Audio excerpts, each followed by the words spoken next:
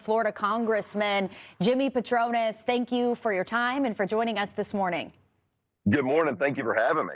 Well, tell me this. How can these gaming risks quickly escalate? You've spoken out about this and just the problems that can ensue, especially amongst young children. Do you think this is being taken seriously enough? I do not. This is why I've proposed what's called the PROTECT Act that would repeal Section 230. There's not a single mom and dad that's watching right now that doesn't go through the frustrations of parenting because of the addictive nature of software, big tech, and social media.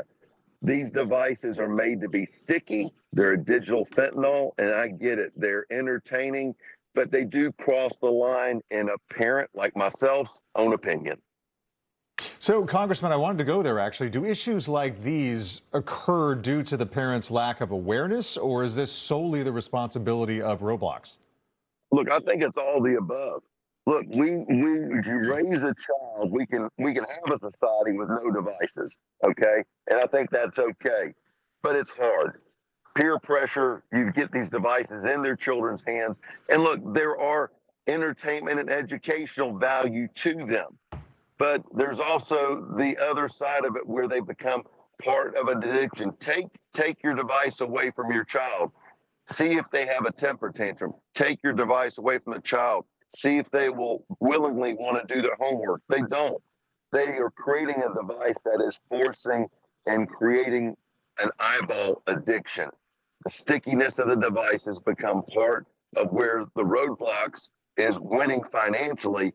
And the predators know that, so then they live in the Roblox, ecosphere. No different with the other social media or gaming platforms.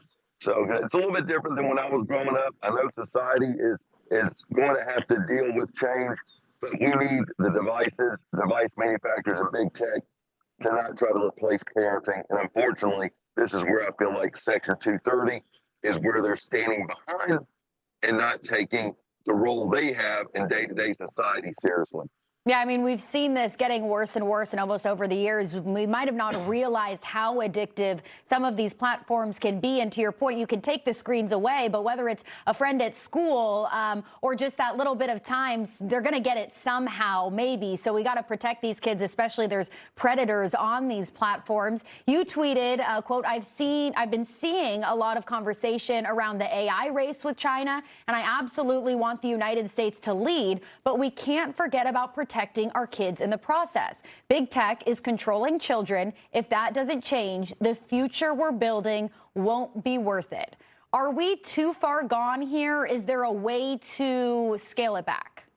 Well, this is, again, Section 230. It's a provision in law that has allowed these companies to be able to stand behind and have no liability. If these companies then have liability to deal with, you know what? They're going to think twice about what they allow their platforms to have on them, and they won't allow the predators. They'll be gatekeepers. And look, they've tried. They put some opt-in solutions for parents. And I've asked the big tech companies, look, why don't you let the parents opt in to? Let the parents opt into allowing these programs to be part of it. Don't force the parents to opt out. You see what I'm saying?